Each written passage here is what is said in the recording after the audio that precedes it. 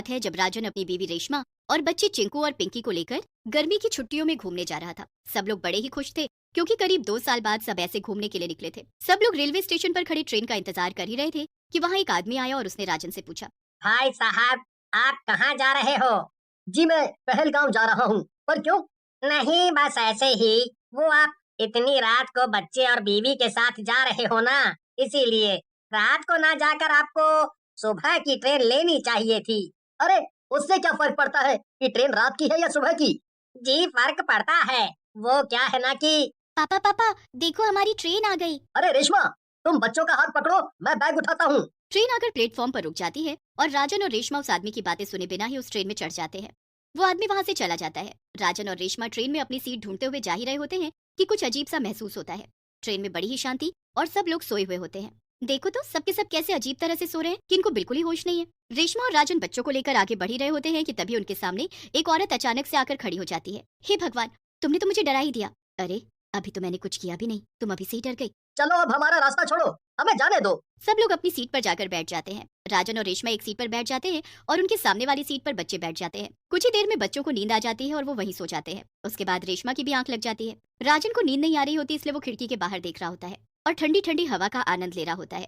कुछ देर बाद ट्रेन एक प्लेटफॉर्म पर रुकती है। बाहर लगे बोर्ड पर सिरसापुर लिखा होता है। ये कौन सा स्टेशन आ गया? इसके बारे में तो भैया ने नहीं बताया। क्या पता उनको भी ना पता हो। राजन नजरअंदाज करके आंखें बंद करके बैठ जाता है। राजन को भी हल्की हल्की नींद आने लगती है। नींद में उसे ट्रेन के चलने का एहसास होता है। ट्रेन चलती रहती है, चलती रहती है। राजन भी अब तक गहरी नींद में सो चुका होता है। फिर अचानक वहाँ उसी औरत की चिल्लाने की आवाज आती है, मेरी बच्ची, मेरी बच्ची, हाय मेरी बच्ची।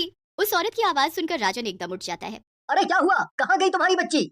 वो अभी ट्रेन चली थी ना, वो वहीं रह गई। मैं अब क्या करूँ? मुझे मेरी बच्ची चाहिए। अरे ऐसे कैसे बाहर रह गई? यही तो बात है, तुम लोग बच्चों का ध्यान नहीं रखते। अब एक काम करो, तुम अगले स्टेशन पर ही उतर जाओ और वापसी की ट्रेन ले लेना। मुझे मेरी बच्ची मिल तो जाएगी ना? हाँ हाँ मिल जाएगी, सब्र रखो।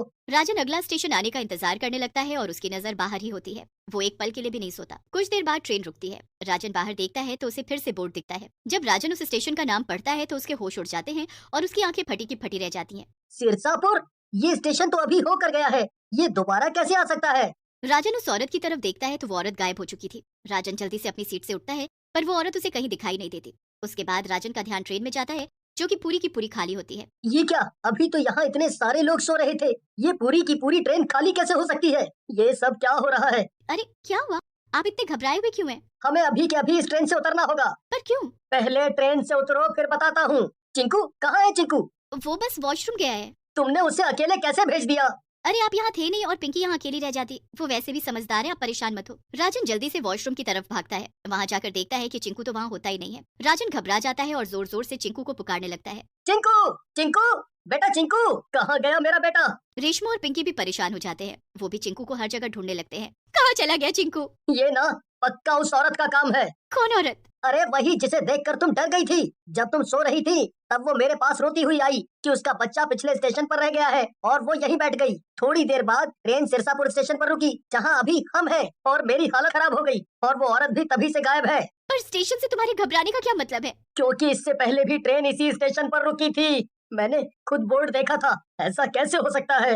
हे भगवान, कुछ तो गड़बड़ है।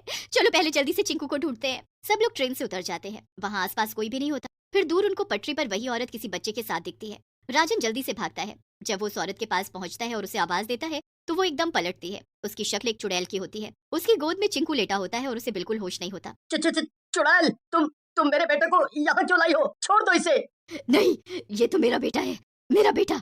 नहीं, ये मेरा चिंकू है, ये मेरा बेटा है। ये चिंकू नहीं, मेरा राजू है, ये मेरा बेटा है। दूर हट जाओ मेरे बेटे से। चुड़ैल चिंकू को उठाकर पटरी पर भागना शुरू कर देती है और ट्रेन में चढ़ जाती है। राजन भी चुड़ैल के पीछे भागता है। रेशमा अपनी बेटी के साथ खड़ी सब अपनी आंखों से देख रही होती है। चुड़ैल पल भर में ट्रेन में चढ़ जाती है और ट्रेन उसी वक्त तेजी से चल पड़ती है। रेशमा और राजन दोनों चिल्लाने लगते हैं। राजन बड़ी कोशिश करता है पर वो ट्रेन में नहीं चढ़ पाता। ट्रेन आगे निकल जाती है और राजन वहीं बैठकर रोने लगता है। ले गई मेरे बच्चे को, ले गई। अब मैं क्या करूं? राजन को रोता देख रेशमा भी उसके पास जाती है। सब बहुत रोते हैं। आसपास कोई भी नहीं होता और उनको समझ नहीं आ रहा होता कि वो अब क्या करे। दोनों मदद के लिए इधर उधर देख रहे होते हैं कि तभी एक बाबा वहाँ से गुजरता दिखता है। राजन और रेशमा को रोते देख वो उनके पास आता है। क्या हुआ बच्चा, क्यों रो रहे हो? बाबा, बाबा वो चुड़ैल हमारे बच्चे को ले गई वो। अब हम क्या करें? हे भगवान, ये क्या अनर्थ हो गया? वो चुड़ैल फिर किसी बच्चे को ले गई। आप जानते हो उस चुड़ैल को? उस चुड़ैल के बारे में यहाँ सब जानते हैं। तुम जरूर रात के 12 बजे की ट्रेन में आए होगे। जी बाबा, उसी ट्रेन में आए थे। यही तो तुमने गलती की। बेटा, पिछले साल की बात है जब 12 बजे की उसी ट्रेन का सिरसापुर स्टेशन पर भयानक एक्सीडेंट हुआ था। उस एक्सीडेंट में बहुत लोग मर गए थे। उसी ट्रेन में औरत थी जिसका बच्चा उसकी आंखों के सामने कटकर मर गया। वो पागल हो गई थी और अपने मरे हुए बच्चे को लेकर यहाँ से वहाँ भाग रही थी। कुछ दिन बाद उस औरत की लाश उसी पटरी पर मिली। उसने आत्महत्या कर ली थी। उसके बाद से 12 बजे की ट्रेन में हमेशा कोई ना कोई हादसा होने लगा, जिसकी वजह से 12 बजे की ट्रेन चलना ही बंद हो गई। पर हम तो उसी ट्रेन से आए हैं। बेटा, वो ट्रेन जिससे तुम आए हो वो तो कब की चलनी बंद हो गई है। जिस ट्रेन में तुम थे वो तो भूतिया ट्रेन थी और ये सब उस चुड़ैल की चाल है। आज भी वहाँ से 12 बजे ट्रेन चलती है। जाने उसने ऐसे कितने बच्चों को गायब कर लिया है। हे भगवान, तो क्या अब हमारा बच्चा भी नहीं मिलेगा? वो कुछ नहीं करेगी उसे। पर वो ट्रेन चली गई और वो चुड़ैल उसी ट्रेन में मेरे बच्चे को ले गई। अब बस तुम वापस चले जाओ और कल रात 12 बजे उसी स्टेशन से उसी ट्रेन में चढ़ जाना। तुम्हें तुम्हारा बच्चा मिल जाएगा। पर वो हमें हमारा बच्चा कैसे देगी?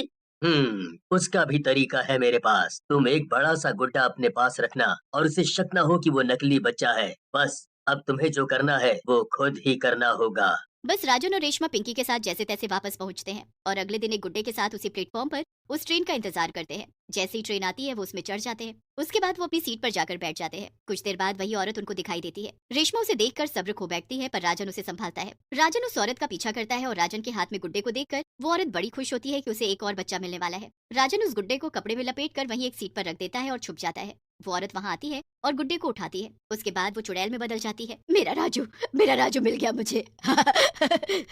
सिरसापुर स्टेशन पर वो चुड़ैल उस गुड्डे के साथ उतर जाती है। राजन फटाफट उस चुड़ैल के साथ उतर जाता है और उसके पीछे पीछे चलने लगता है। चुड़ैल एक बड़ी खंडहर सी जगह जाती है जहाँ उसने जाने कितने बच्चों को कैद कर रखा होता है। उन सब में चिंकू भी होता है। चुड़ैल उस गुड्डे के साथ राजू समझकर खेल रही होती है और खेलते खेलते कहीं चली जाती है। उसी दौरान राजन सभी बच्चों को अपने साथ ले आता है। राजन सबको उनके घर पहुंचा देता है। उसके बाद वो चुड़ैल उस गुड्डे के साथ बड़ी खुश रहती है और उसी को अपना राजू समझकर दोबारा किसी बच्चे को नहीं चुराती।